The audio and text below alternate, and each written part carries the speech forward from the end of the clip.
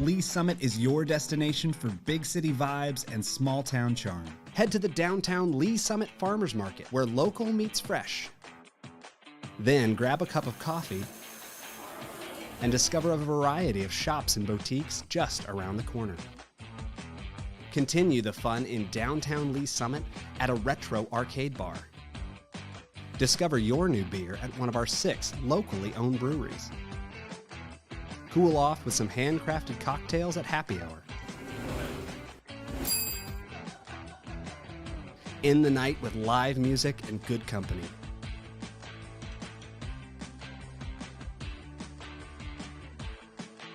Lee Summit, Missouri. Hello, Lee Summit. Here's your flash briefing for the week of August 28th. Join District 1 Council members Mia Pryor and Hillary Shields for a town hall on August 30th from 5:30 to 7 p.m. Receive an update on major projects and visit with department representatives. This town hall is a come-and-go event. Unable to attend? The meeting will be live streamed on the city's YouTube channel. Support local and visit the farmers market on Wednesdays or Saturdays from 8 a.m. to noon at the corner of Douglas and Green Streets. Find a variety of goods, including cheese, homemade bread, fresh cut flowers, and more. And we have some road updates. Beginning September 5th, Northwest Colburn Road from 350 Highway to Douglas Street will be closed to through traffic until spring 2025 for construction of the Colburn Road improvement projects. Closure, detour, and project information can be found on our website. And construction on the Northwest Chipman Road Improvements Project is progressing, and the new connection of Northwest Ashurst Drive to View High Drive is set to open on Tuesday, September 5th, becoming the detour route for those who use Northwest Edgewood Drive, which is set to be closed until December 2023. More information can be found on our website at cityofls.net. Thanks for listening and have a great week. Have you ever been driving around Lee Summit and wondered what's that going to be? What's being built there? Wow, that went up fast. The Development Minute is here to help, highlighting some of the newest projects in Lee Summit, Missouri.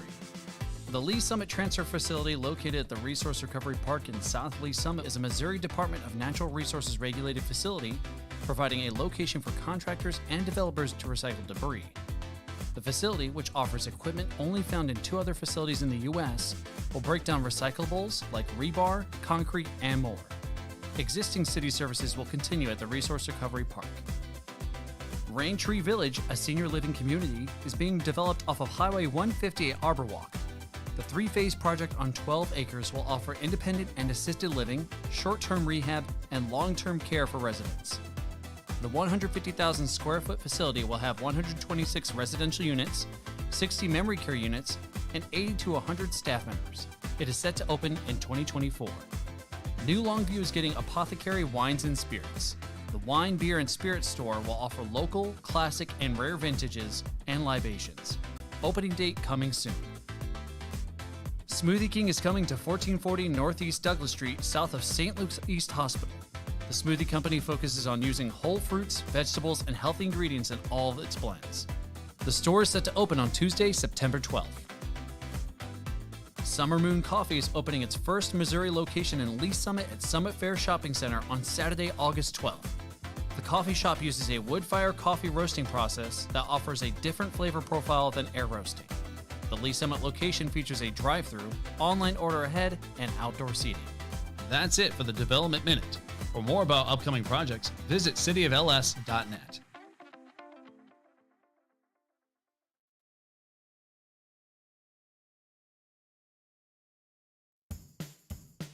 You're invited to discover summer fun. Ride the waves in the wave pool. Jump off the diving boards. Take a dip in the Action River. And slide down the slides at our outdoor water park, Summit Waves. After a day in the sun, experience downtown Lee Summit. Enjoy gourmet pizza and delicious food for lunch. Then, cool down with handcrafted ice cream right around the corner.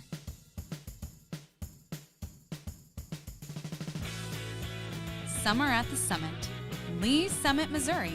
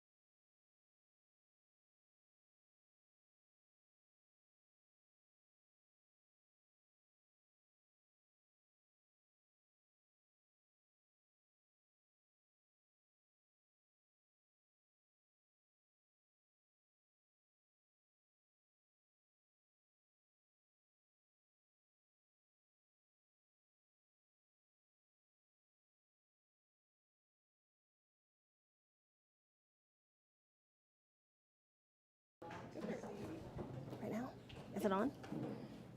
Hi, everyone. I'm Councilmember Mia Pryor. Thank you very much for coming tonight. I have one on. Can you not? Okay. Maybe I went. Okay, go ahead. No, go ahead. And I'm Hillary Shields. We're the council members for District 1, which I assume you all are a part of since you're here tonight. We're very excited to see you.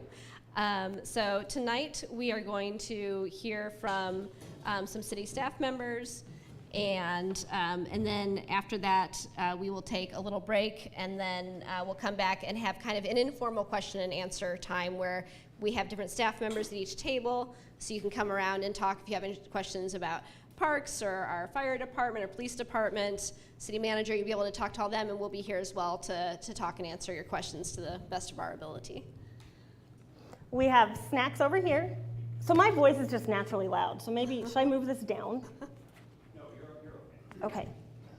There's snacks and water over here. Restrooms, I'm supposed to stay where they are, but I don't know where they are.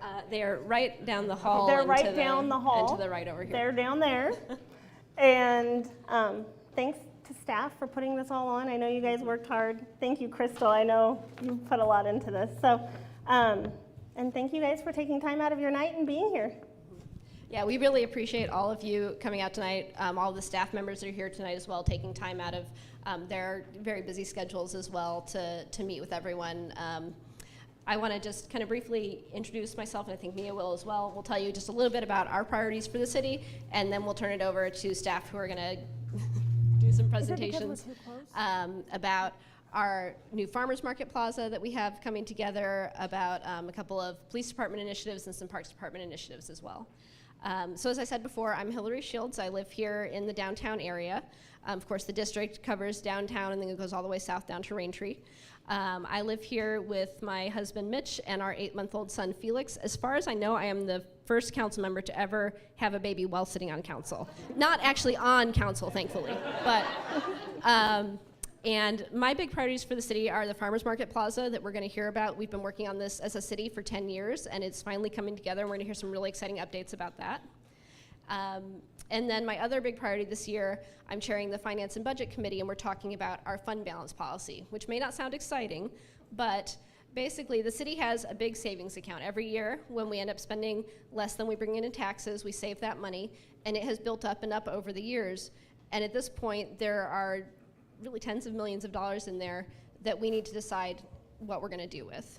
That do we just continue to sit on that money, or do we say, you know, once it hits a certain point, we need to take that money and spend it on services, because you all work hard, you pay your taxes, and we need to make sure that money is invested in the community. So that's a conversation that we're having this year that I'm really excited about, and hopefully you're going to see some more of those funds deployed in the community to work on projects that you care about. Thank you. So my big priorities are public safety. That's always one of my top priorities, always. But also I think it's important to focus on downtown infrastructure and what downtown is lacking right now infrastructure-wise, and how important it is, if we're going to continue to grow downtown, how important it is to focus on people that already live here and the infrastructure we already have in place. And then another big priority of mine that I'm actually really excited for, the old Station 5 near Raintree is getting converted to a PD substation. So that's another big priority. I think that that's super exciting. I think that a lot of people that live in Raintree, they've been waiting for this for a while. So I'm excited to see that happen as well. So our first presentation tonight is going to be Assistant City Manager Ryan Elam, who is going to talk about that very exciting Farmers Market Plaza. And after all this, you'll see at the back of the room there are some cardboard displays of the plans for that. So when we're done with all the presentations, I hope everybody will make sure to look at those, and I'm sure Ryan will talk about them. Thank you very much. As Councilmember Shields says, my name is Ryan Elam. I'm one of the Assistant City Managers here with the, well, maybe it's that microphone. So I'm one of the Assistant City Managers here, and I get the privilege of working on the development side of things, public works, and water utilities. And as has been mentioned, one of the big things that have been being worked on for quite some time has been this downtown farmers market, and pavilion and plaza area. There's been a number of different iterations, a number of different community stakeholder engagement opportunities that really started way back in 2013 and even before that. Where we are at today is at a really exciting point because we have gone through all the conceptual planning, all the master planning, and we're almost complete with the design development phase of the project. And what that means is that we're actually working on construction documents for this project. It's currently in the preliminary development plan process. And so just as we as the city, we hold ourselves to the same standards that we hold the private development company or private development community to. So it will have a full public hearing process in front of the Planning Commission and the City Council with 2 public hearings as we move forward. Again, just with the project itself, there's several different elements that are included in this project in order to really enhance the downtown experience.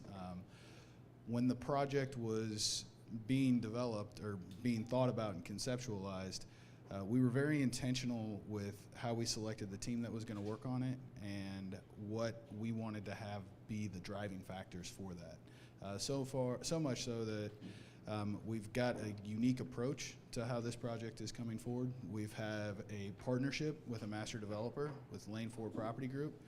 They're helping us with the what we'll call the adjacent parcels that are going to be the private uses associated with the project. We have a consultant, Biederman Redevelopment Ventures, whose sole focus is on planning and programming for active spaces. So taking public spaces and making them actively used. So we've looked at this a number of different ways in order to make sure that we're maximizing the use of the facility. We also have GLMV Architecture. They're on board as the master architect. They've also partnered with Collins Webb, who is located here in downtown Lee Summit, and the Olson Studio in Olson. So we've got a very large team working on this project. So I can talk a lot more about a lot of different things on it, but I want to show you the most recent rendering, fly-through video of that. That's really the best way to kind of get a good sense of what this will look like in the near future. Once that video is over, I'll talk for just another minute or two, and then I'll definitely stick around afterwards too. So Josh, if you could pop the video up.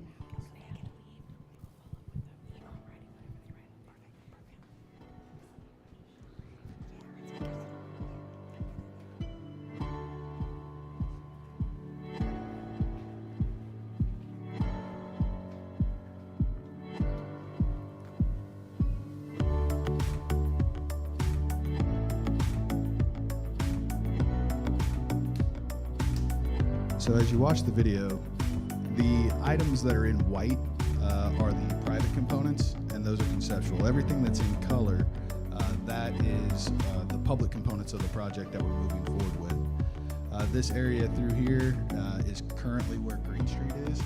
Green Street will be closed. There'll be a new area that we're calling the Wickets. That's this Wickets area right through here. Notice that there's a lot of landscaping around there. The lawn there's going to be a lawn added in front of City Hall, multi-purpose lawn for different things. And as we're on this view, you can see we're starting to see the farmers market building itself. You can notice the entrance to the farmers market here is pretty well defined.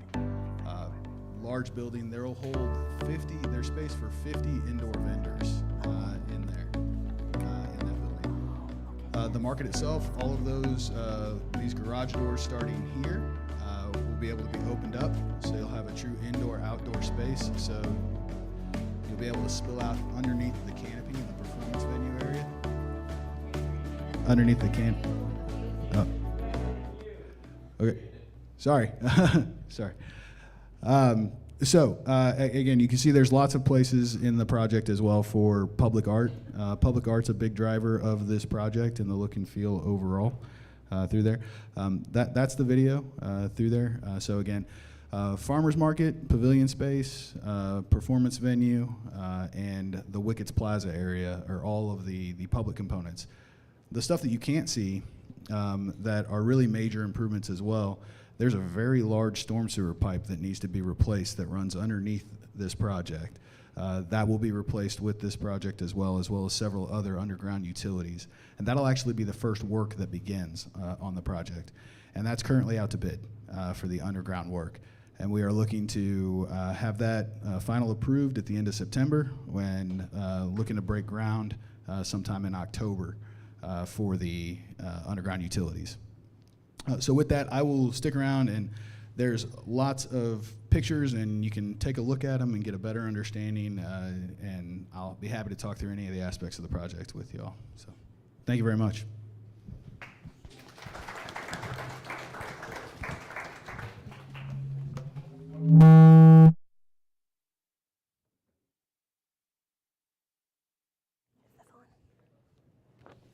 Next, we're going to hear from our police department. They're going to talk about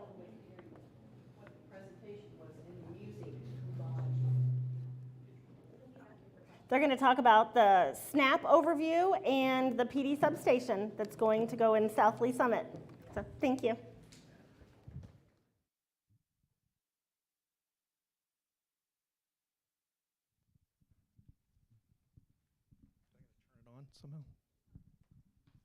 All right, thank you, Councilmember Pryor. My name is Kerry Colon. I'm the current operations major for the Lee Summit Police Department. I'd like to introduce Captain Scott Lyles, who's sitting at the table over there. He'll be at the topic table following this presentation to answer any questions you may have about the two things I'm getting ready to talk about, or anything else that may pop up.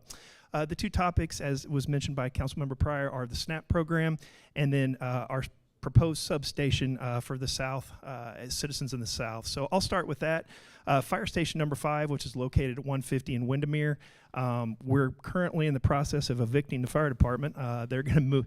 I'm just kidding. They're in a hurry to move to their new property as well. But we've long recognized the need to have a footprint in the South, both for convenience to the citizens and also to provide services, increase response times, things of that nature. Due to the passage of the recent no tax increase bond, which we certainly love the support that we received, we're going to be able to do that. The new fire station, which is located at 150 in Regatta, is expected to be completed towards the end of the year.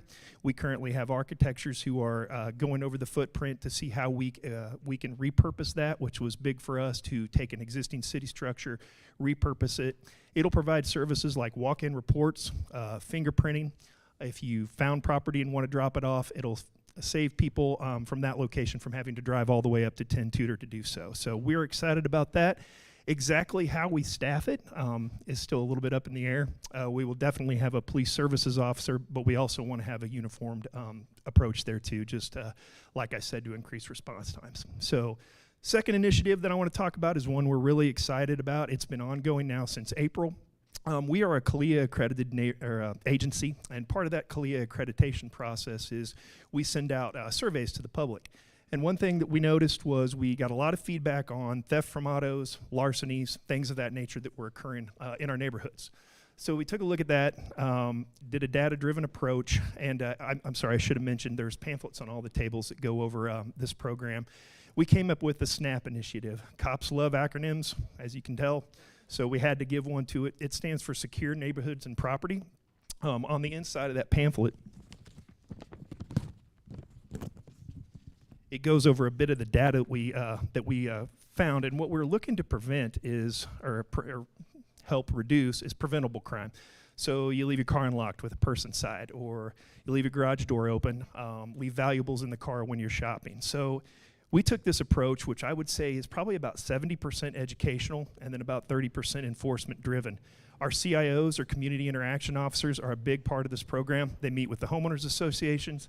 They created a website that they monitor. There's a QR code on the back that you can access that. And then we look at the data and take the areas that we're seeing the highest rate of theft from autos, things like that, and we do some creative enforcements. We've used our UAV to go up, or our drone, to go up and do surveillance, pick out suspicious vehicles. We've also enhanced our bike patrols in those areas. And since we started in April, we've noticed a 9% decrease in our theft from autos and our larcenies. Is it huge? No. Can I directly attribute all of it to SNAP? No, but I'm certainly going to brag about it when I can. So we are currently in the fairways, which are apartments that are located up off Ralph Powell. There's a little industrial area there, and then a large apartment complex that we're seeing a large uptick in crime. And then next month, we will be in the Lowenstein Park area, which, again, a large apartment complex, and then also retail area. So something that'll be ongoing. Hopefully you never see it in your neighborhood because the data don't support it, but we don't also miss the opportunity to educate. It's something the entire city can learn from. Just because we're not there for SNAP doesn't mean you can't benefit from these from the information that's on this brochure. So happy to answer any questions that fall in the presentations. I'll be over there with Captain Lyles. So again, thank you guys, appreciate it.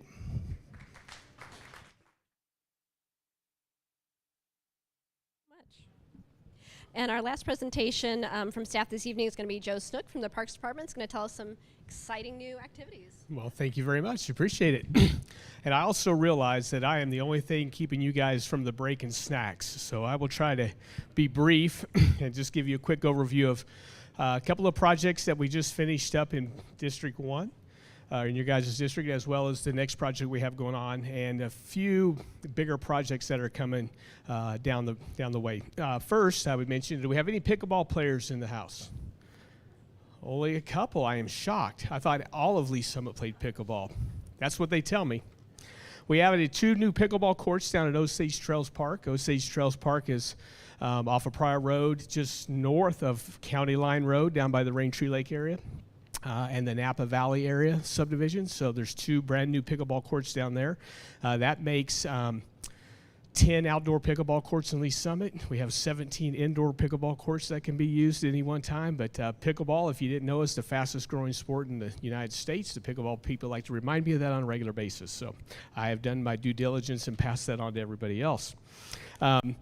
Most recently, we just completed a renovation at Pleasant Lee Park. Pleasant Lee Park is located right behind Pleasant Lee Middle School. If you have not been there, I highly suggest you go. Everybody, I get asked often, what is your favorite park? As the administrator of parks, that is not a fair question. I love all of our parks, right? Just like you love all of your kids, right? Just the same. But I will say, Pleasant Lee Park, I won't say it's my favorite, but it's definitely in the top 4. If you haven't been there yet, you need to go take a look. It's a great neighborhood park renovation. We have a pickleball court, a tennis court, and a half-court basketball there. That was a renovation of a 2 tennis court complex that we had. It turned out great. The playground is fantastic. The thing I'm probably most excited about, we're doing trail improvements around the park, but we have implemented 2 little nature playgrounds that you have to discover as a part of your walk around the trail. And those nature playgrounds were actually designed and built by our park staff. I let them use their creative juices, and they did not disappoint, I can tell you that. And all the materials that were used were all recycled from Pleasant Lee Park or recycled from some of the materials that we had at our operation. So everything's recycled as part of this. So I think it's pretty cool. The next park renovation that we're going to have in your guys' district is going to be at Williams Grant Park, which is just right over here. In downtown area. Last fall, we met with our neighbors and our community who wanted to provide input, gave us a lot of great ideas, and told us what kind of amenities they'd like to see. We have about a $250,000 budget for this, so we're going to make a nice investment to that park. There's going to be new playgrounds. We're going to do some trail improvements. We're going to put a small shade structure in there. There's going to be some musical elements, and we're going to have at the part of the traditional playground stuff, but there's going to be some accessible type equipment there also. So it's going to be a great neighborhood park renovation. We hope the timeline is that we'll have it wrapped up by the end of our fiscal year, which would be the end of June of next year. So hopefully next spring, late spring, early summer, we'll be getting that one wrapped up. We're going to do one other neighborhood park renovation first at Lower Banner, and then we're going to come immediately to Williams Grant. So that's pretty exciting. We're glad that we're going to be able to get over there and take care of that park for you guys.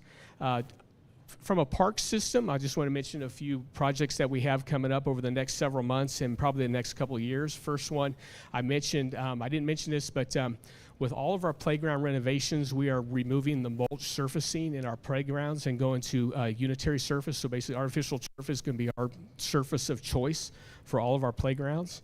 But over the next 4 years, we're going to replace the playground surfacing at every park in our system, right? Now, mulch is a ADA accessible surface. I've always thought that seems a bit odd in that if you have a wheelchair and you're trying to get through it seems like that'd be a difficult thing to do. Well, we're going to get rid of that. We're going to put in a surface that's going to make our playgrounds accessible for people of all abilities. And so I'm excited that all of our playgrounds eventually are going to get artificial turf surfacing. I mentioned the pickleball courts down Osage Trails. Another big project is going to be an actual pickleball court complex. So we're looking to build an 8 to 12 court outdoor pickleball court complex in Lee Summit. We are working on the location right now. If we can get the location secured, then we will probably go into design as quickly as possible and then start the construction process. But it'll be a pretty nice facility, shade structures, water, restroom facilities, that kind of thing. So that will be in addition to the 10 outdoor courts we have now. I will tell you, we've done the research. We have more courts per capita than any city in the Kansas City metro area. I know that's hard to believe, and I'm talking public facilities. I'm not counting chicken and pickle and the private facilities, but the public facilities, we have more courts per capita than anybody else in Kansas City as of 6 months ago when we did the research. Add another 10 or 8 or 12 courts, and we'll definitely have more than anybody. So we're excited about that project. We're also going to build a field house. That's a big project that we're working on right now. Field house, probably about 120,000 square feet, probably about a $20 million investment. This is one of the commitments we made to our community as part of the last sales tax that you guys approved. And this has been one of the more challenging ones because there's just, finding the location for this and the property has been a bit challenging, but I think we're getting close to getting that secured, and then we will start the design process as quickly as possible. But you're looking at an indoor facility. Everybody says, what's going to be in it, Joe? That's yet to be determined, but most likely a lot of hard court surface, basketball courts, volleyball courts. There could be artificial turf surface in there, so you could have indoor soccer, that kind of thing. We just have so many youth and actually adult teams that need practice space, right, for all the different sports that they play. So we're going to have this facility that will hopefully help meet all those needs in the future. Last thing I'd mention is Legacy Lake. We're working on a study right now. We actually need to dredge that lake. That's about 25-acre lake. It's pretty big, but you might not know, that lake supplies all the water for all the youth sports fields at Legacy Park. So when we get rain, all that rain drains into the lake, then we reuse that lake water to irrigate all of the grass that you see at our sports fields and the amphitheater. That saves us about $360,000 a year. And we're repurposing rainwater. That's nice. But what has happened over the years with all the development, we've had a lot of silt that has been deposited in the lake, and it's reduced our lake capacity. And so the health of the lake needs to be restored. It's a recreational lake. You can come out there, you can stand-up paddleboard, which is what I've picked up this year, which is great. You can kayak. You can come out in non-motorized boats and use that facility. You can fish. So we want to get that lake back highest level that we can and make sure that we can continue to take care of all those facilities that we've invested a lot of money in for the youth sports in our community. So with that, I'm going to be sitting at this table after the break, and I'll be happy to answer your questions at that point. And again, thank you very much for the opportunity to be here. Thank you.